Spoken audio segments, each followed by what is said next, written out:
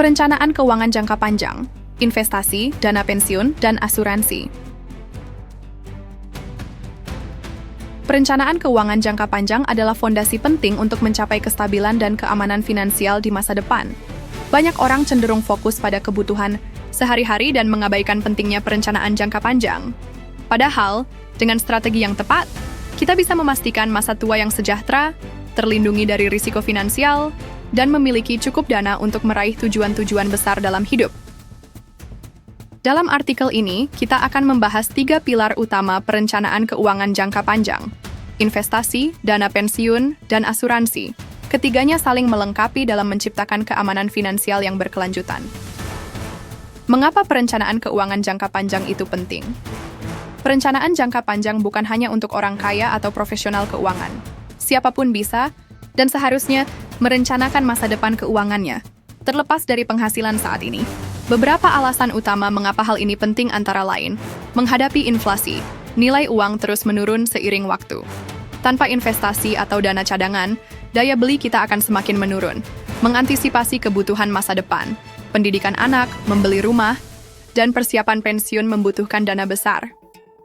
Perlindungan dari risiko, kematian, penyakit, atau kehilangan pekerjaan bisa berdampak besar jika kita tidak memiliki perlindungan finansial. Perencanaan keuangan jangka panjang yang matang membantu kita menghadapi masa depan dengan tenang dan percaya diri. Investasi, membangun aset dan menumbuhkan kekayaan. Investasi adalah proses mengalokasikan uang ke dalam aset yang memiliki potensi untuk memberikan keuntungan di masa depan. Ini merupakan komponen utama dari perencanaan keuangan jangka panjang, karena memberikan peluang untuk mengembangkan kekayaan seiring waktu. Jenis-jenis investasi jangka panjang. Ada berbagai instrumen investasi yang dapat dipilih sesuai dengan tujuan dan profil risiko masing-masing individu. Saham. Saham memberikan peluang pertumbuhan aset yang tinggi, meskipun disertai risiko yang lebih besar. Cocok untuk tujuan jangka panjang seperti dana pensiun atau pendidikan anak. Investor yang sabar dan disiplin seringkali mendapatkan keuntungan signifikan dari saham. B.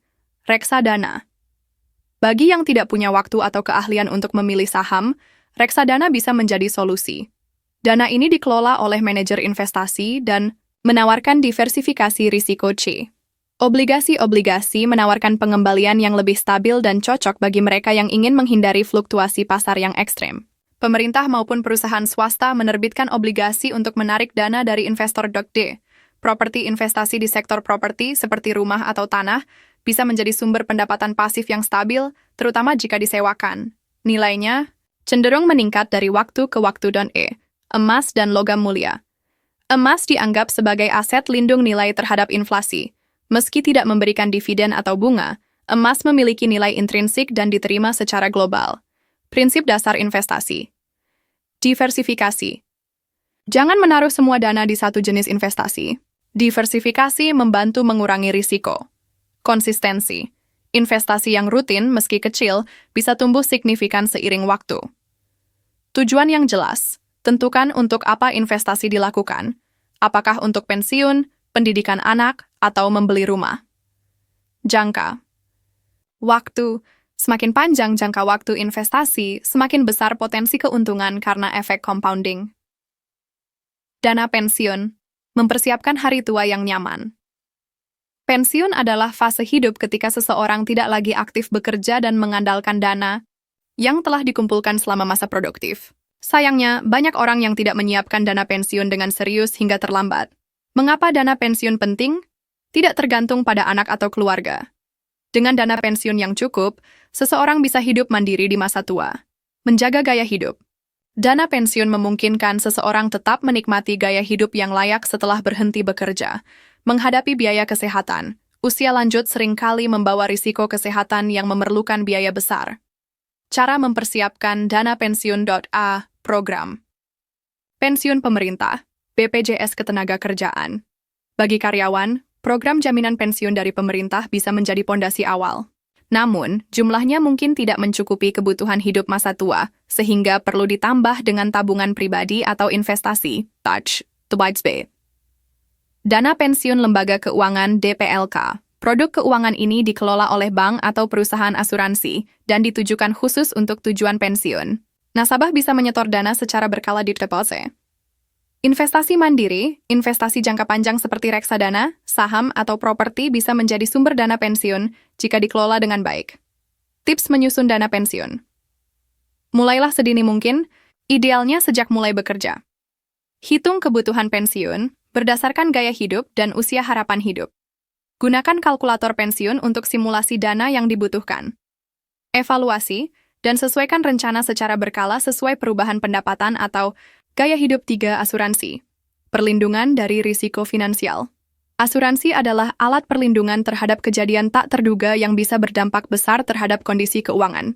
Meski sering dianggap sebagai beban, asuransi justru penting dalam perencanaan jangka panjang karena bisa menyelamatkan kita dari kerugian besar. Jenis-jenis asuransi penting. A. Asuransi jiwa, memberikan santunan kepada keluarga jika tertanggung meninggal dunia. Asuransi ini sangat penting bagi pencari nafkah utama keluarga. B. Asuransi kesehatan, menanggung biaya rumah sakit dan pengobatan. Ini bisa mengurangi beban keuangan yang muncul akibat sakit atau kecelakaan. C. Asuransi pendidikan, menjamin biaya pendidikan anak tetap tersedia meskipun orang tua mengalami musibah. Asuransi properti, melindungi rumah atau aset dari risiko kebakaran, bencana alam, atau pencurian. Asuransi unit link token, produk gabungan antara proteksi asuransi dan investasi. Cocok bagi yang ingin mendapatkan dua manfaat sekaligus meski biayanya relatif tinggi. Prinsip memilih asuransi.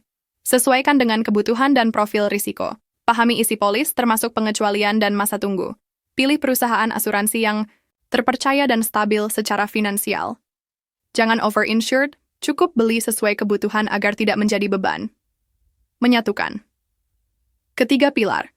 Strategi terpadu untuk masa depan. Ketiga elemen. Investasi, dana pensiun, dan asuransi sebaiknya dirancang dalam satu strategi keuangan yang terpadu.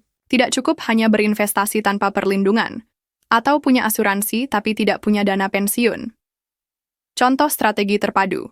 Mulai dengan asuransi dasar, jiwa dan kesehatan, untuk perlindungan. Sisihkan dana untuk investasi secara rutin, guna pertumbuhan. Aset. Bangun dana pensiun secara progresif, baik lewat DPLK, BPJS, maupun investasi mandiri. Tinjau ulang secara berkala, minimal setahun sekali, agar tetap sesuai tujuan hidup dan kondisi keuangan.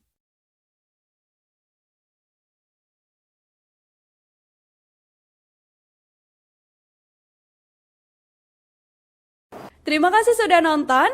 Jangan lupa like, subscribe, dan share ya.